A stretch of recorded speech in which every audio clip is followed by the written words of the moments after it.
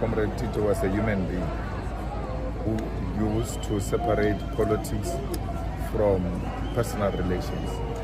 So he will disagree vehemently and very emphatically without being ashamed.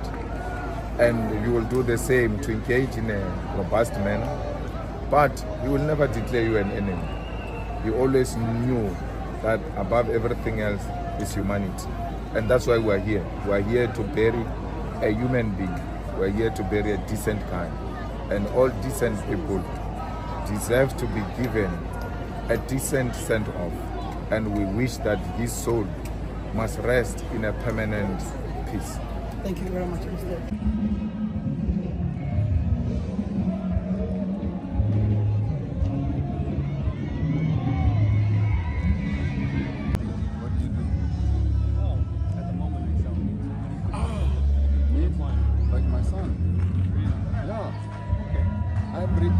I produce meat. Please, I know.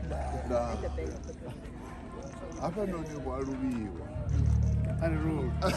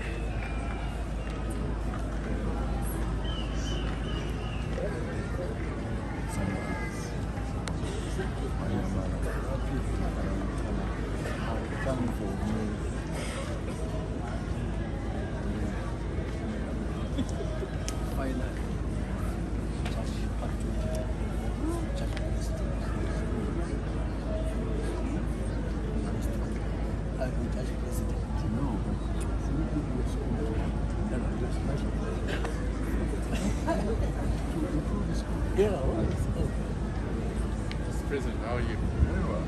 Good to see you. Great. How are you? How are you?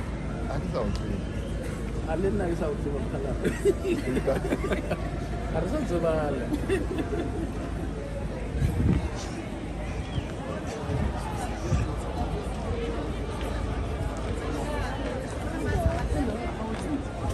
Who are you? How old are you? Hey, how come you're older than me?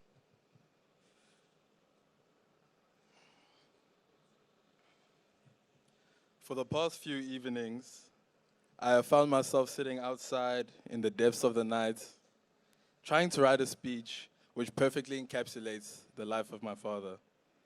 But I could never overcome this simple question. How does one write a finite speech about someone whose impact and legacy is timeless? It's like trying to put the ocean in a bottle. You can take a glimpse, but you'll never capture the whole picture. I could stand here and recount his achievements, the milestones he reached, or the many roles he played. Father, husband, friend, but to do so would only scratch the surface. Good afternoon to all protocol observed. Good afternoon, Mr. President. Thank you for being with us here this afternoon. My name is Cyril Mboweni, and we are gathered here today to honor and remember my father, a man whose presence filled the lives of so many, and whose spirit will continue to live on in all of us. As I sat there during those evenings, I realized that no speech could ever truly capture his essence. His life was full of love, laughter, wisdom, and quiet strength. And trying to sum that up in a few words feels impossible. But today, I'll do my best to share a small piece of the man we all knew and loved. My father was a man who took life's punches with resilience and humor. He was never one to dwell on the past or be held down by regrets. I think that's one of the greatest lessons he has left us. He believed that life was for living, for laughing, and for forgiving. Not just others, but yourself as well. He taught me that if you're going to make mistakes, make them fully and own up to them with dignity, and even with a bit of a smile. But what I'll miss most about my father isn't just his humor or his resilience, it's the small moments. The way he could listen, really listen, when you needed to talk. The way his presence could fill a room with warmth. He made people feel seen and valued, no matter who they were or what they were going through. He had a way of simplifying life's complexities, reminding us that at the end of the day, all we really have is each other. He also had an incredible way of seeing potential in others, even when they did not see it in themselves. He even believed in himself to be the 5-star chef we all know him to be. He was a man who believed in possibilities, in second chances, and in never giving up. Lessons I'll carry with me for the rest of my life. Leaders of various political parties and unions. Julius Malema is also here. I single him out.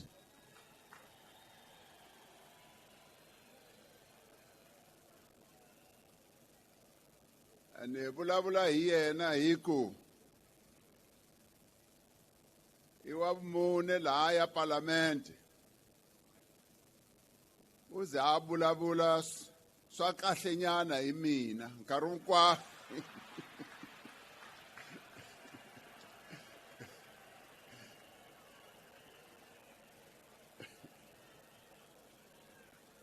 Nkarhi wo tala Moisa loyu u tolovele ku rhuketela vanhu na mina mara nkarhi loyu hayi u vulavule kahle swinene a ni khensa ku ri no president a ku khensa ku ri u tlo fa Comrade Tito Mboweni an official funeral category 2 ara wa ra leboga le nna be ke mo leboga Sello Malema. That Tito served with integrity in exile during the journey to democracy and beyond. We have lost a respected leader, a friend, a comrade, a teacher, a mentor, and a compatriot. He was known by many names to many different people.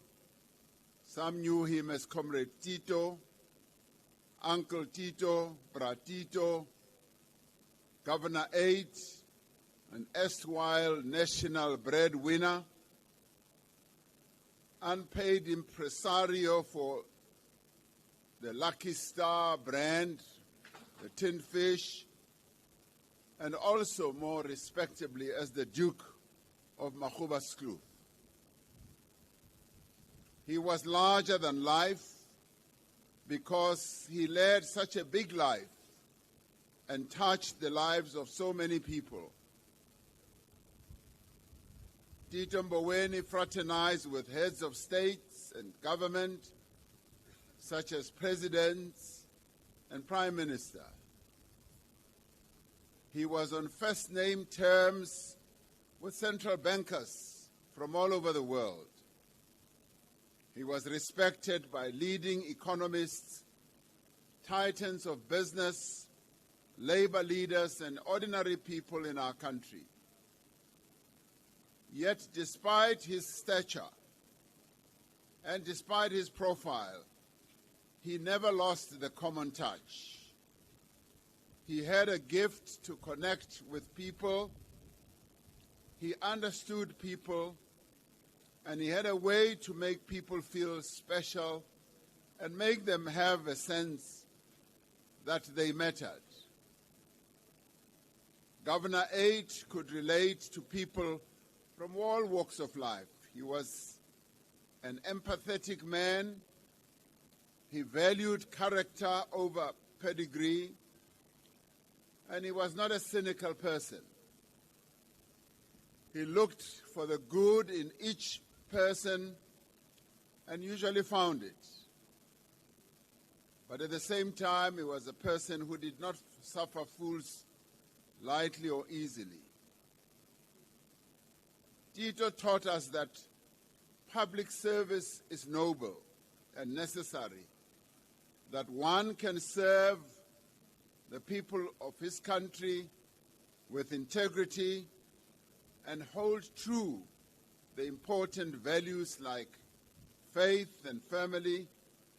He strongly believed that it was important to give back to the community and the country in which one lived. He recognized that serving others enriched the servant's soul.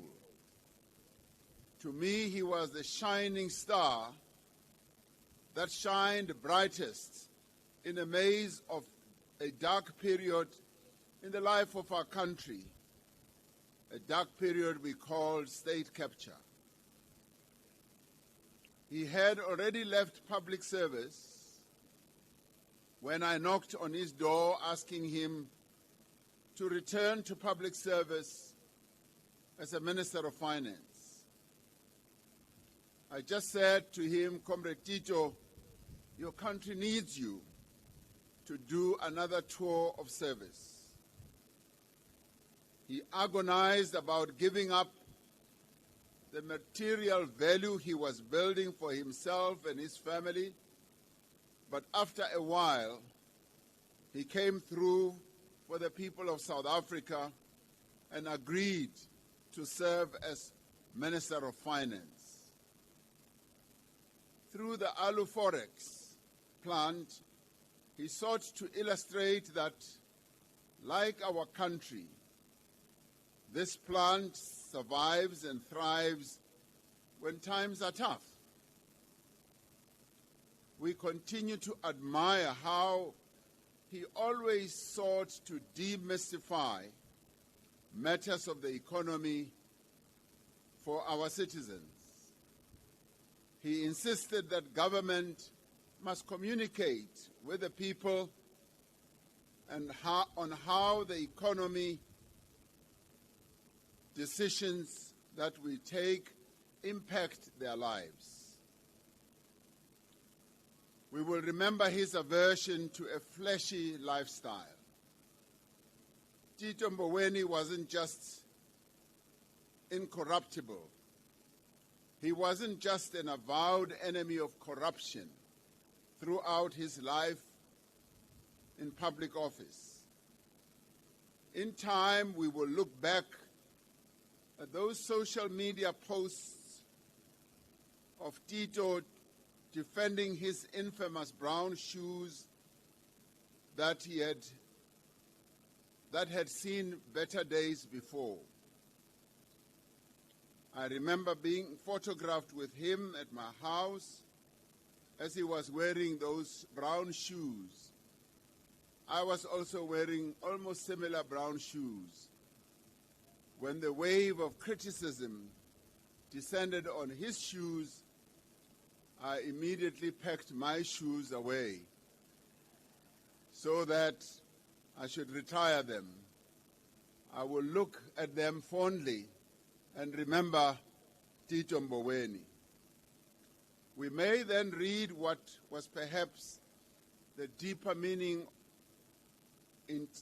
intended in all this, that when you hold public office, when you are entrusted with leadership, you must be of the people, not standing above them, not looking down on them. For Tito, when you hold public office, perceptions matter.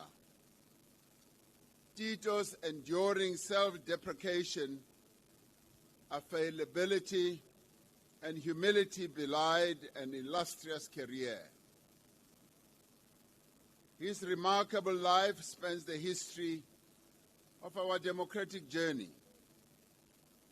He was an activist in the struggle against apartheid. He played a formative role in the development of the ANC's economic policy as the ANC prepared to govern in 1994. As the First Minister of Labour, appointed by the father of our democracy, Nelson Mandela, he oversaw the construction of a new labor regime in our country that would reflect the values of our democratic constitution. During his tenure, groundbreaking labor laws were passed. Tito Mboweni was particularly popular with the younger generation, and we had two of them speaking here on this platform. Who but Uncle Tito could have a chart-topping rap song titled with his name? Who but the Duke of Makhuba could share tips with 1.5 million followers on the best curry powder to cook a chicken with or fish with and impart economic education at the same time? We'd like to send our revolutionary condolences to the family of Comrade Tito Mboweni, our elder, our leader, who has always provided leadership during bad and good times.